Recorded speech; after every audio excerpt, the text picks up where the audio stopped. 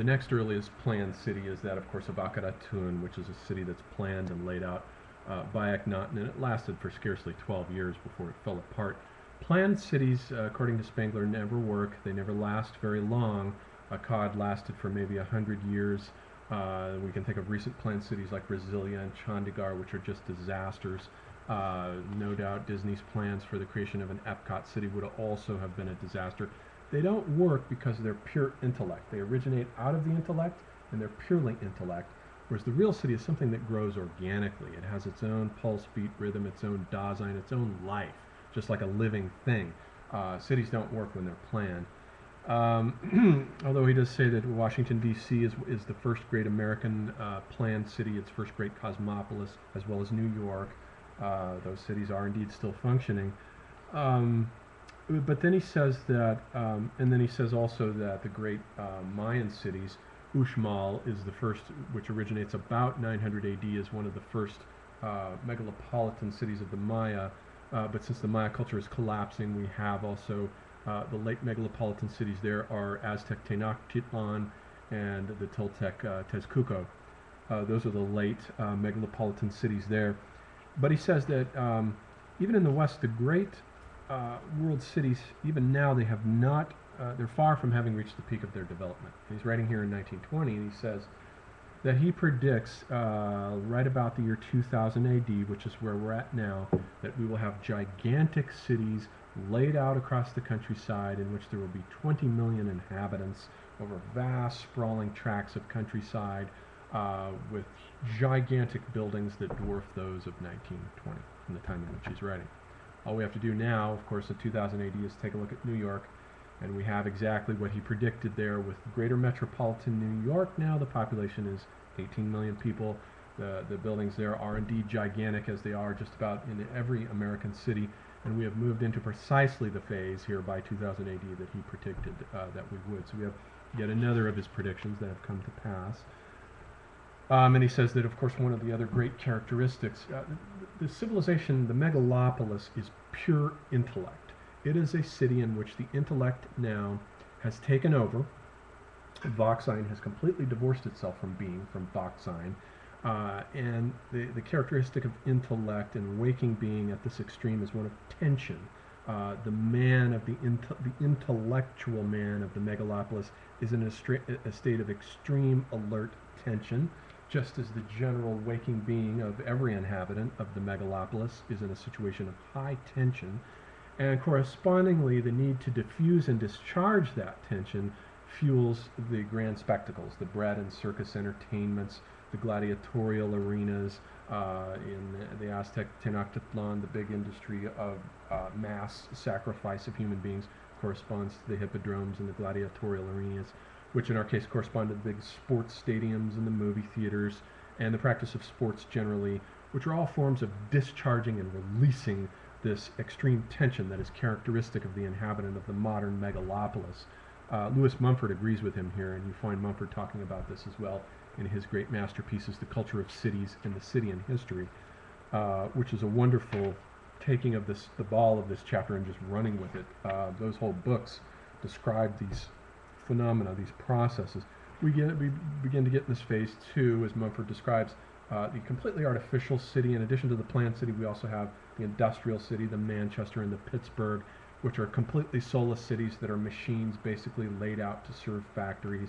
We could probably say the same thing of Pripyat, the city that was built in Russia to serve the nuclear reactor at Chernobyl, which is now a ghost town.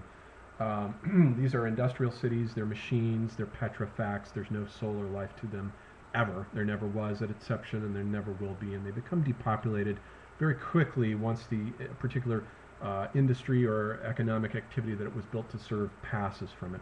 Whereas the great world cities can have many different kinds of economies running through them. They're not dependent on one single economy.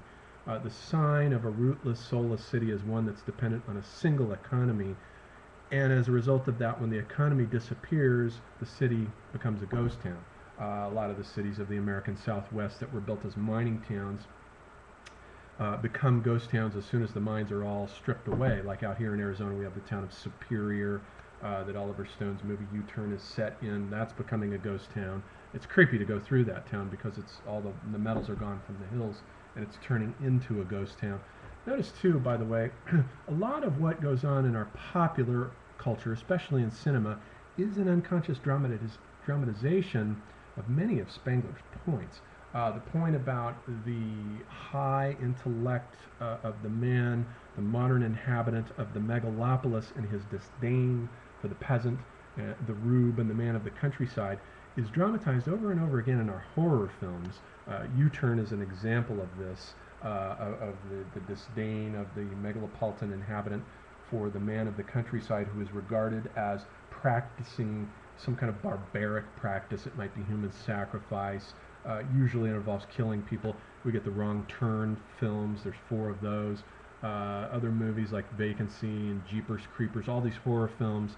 Kurt Russell in Breakdown. Films of that nature which all dramatize deliverance is another one. The conflict between the megalopolitan consciousness and the old peasant, who is a figure not only of contempt and disdain in these films, but actually horror, a source of horror. That is dramatizing this tension now between the megalopolis. In the phase that we're in, Spengler says there is only the megalopolis, and all other cities are provincial. Whether you were talking about villages, towns, or previous culture capitals, they're all reduced at a stroke to mere provinciality. And he says that the media, radio and advertising, television, all that comes out of the big cosmopolitan cities are simply machines for spreading this consciousness across the landscape and for determining and telling what the provincial cities ought to do and how they ought to think. And indeed, if we think of McLuhan's quote where he says that any truck stop cafe with a newspaper and a television is as metropolitan as New York or Paris, I think this bears out Spengler's point exactly, except that the emphasis should be on the fact that the cosmopolis, the cosmopolitan city, the megalopolis, is dictating and using the media as propaganda to dictate to the provincial city, the small towns and villages across the world, how to think, what they should think, what's important. It all comes from these cities. Same thing with Rome in the time of the Republic, in the Hellenistic period here. It renders great culture capitals like Syracuse and Athens. They become merely provincial in the days of Alexandria first, and then later Rome, which become the great megalopolitan intellectual centers. So we have then, Spengler then completes this chapter with a wonderful and very rare, something that you won't encounter anywhere else in any other philosopher, discussion of his idea of the last man that has nothing to do with Fukuyama's idea, that the last man is the man in the civilization mode who begins to, these late cities, after they reach a certain point of these massive swelling populations that he predicted for us now, where we're at now, after they reach a certain point, they will slowly begin to depopulate themselves. And he says what happens here is a metaphysical turning toward death. And suddenly the process, which had been self-evident to the man of the previous culture cities, to the peasant of the countryside, of having children, now becomes a problem. He says that children do not happen in this phase, not because children have become impossible, but principally because intelligence at the peak of intensity can no longer find any reason for their existence. And so when having children becomes a matter of pros and cons, the civilization has already passed the turning point. It's beginning to move into the metaphysical depopulation that is to come. It takes a few centuries for it to happen, but this is how it begins. And in every case, already he says, if you read Polybius, who lived in about 150 BC, if you read him, he's complaining in those books about the practice of abortion depopulating the cities in the Greek countryside. So it's already becoming a problem by that point. And the depopulation process sets in, life becomes a problem to be solved, the intellect has taken over, and nature knows nothing, Spengler says, of pros and cons. So when it becomes a matter of whether we should have children or not, we're in trouble, and the civilization is going to begin the earliest phase of its depopulation process. Think of all the ridiculous numbers of offspring that artists like Rembrandt had. Half of them die. All the kids that Bach had, half of them went on to be great composers like himself. That's all de rigueur for the earlier phases.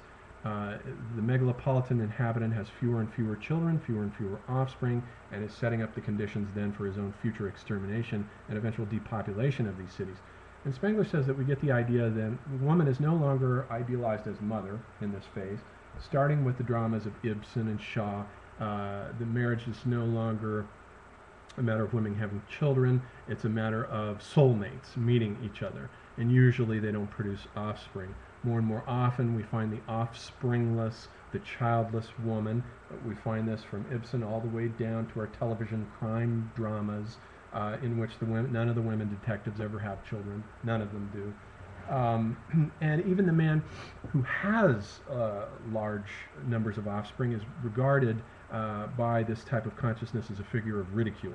And so we can think of Steve Martin movies like Cheaper by the Dozen, in which the whole joke of the film is that the guy has too many kids to manage and is an object of caricature and ridicule.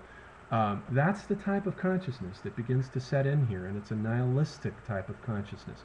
He says slowly over time what happens is depopulation begins to set in all the cities. He says we can see this in the Maya period. The cities become depopulated starting in the 10th century AD. They start becoming depopulated, and he says that by the time we get to the expedition of Cortez, it wouldn't have been possible for them to wipe out these cities to the thorough degree that did happen if it didn't already presuppose some type of depopulation going on by that point. He says this is also what enabled the Libyan pharaohs to take place in 900 BC, in which these Libyan barbarians invaded Egypt and took over in the north, and the cities of Pi-Ramesses and Tanis took over the pharaoh and became pharaohs, so we get the Libyan pharaohs. This corresponds and is exactly homologous to the German barbarians coming into Rome in the 5th century AD under Odoacer. By the 5th century AD, the population was very, very small and very sparse, and this is what really enabled the barbarians to take it over.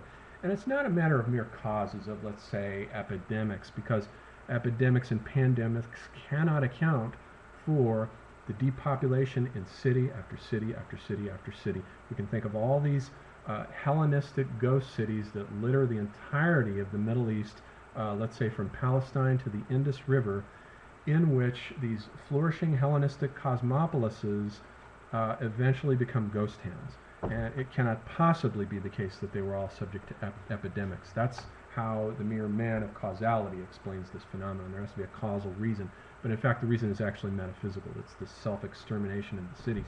He says that by the time of Nerva and Trajan in Rome in the 1st century AD, they're already complaining about depopulation of the countryside and the cities, and they're having to put in measures to try to get people, anyone who will take over any of these old estates and farm the land can get Roman citizenship if they will do this. So there's a desperation beginning to set in already in the 1st century there AD. By the time of the 4th century AD, he says, when the German barbarians got into Rome, cattle were grazing in the Colosseum. In the amphitheaters, farmers had turned the fields into agricultural produce, fields to be plowed.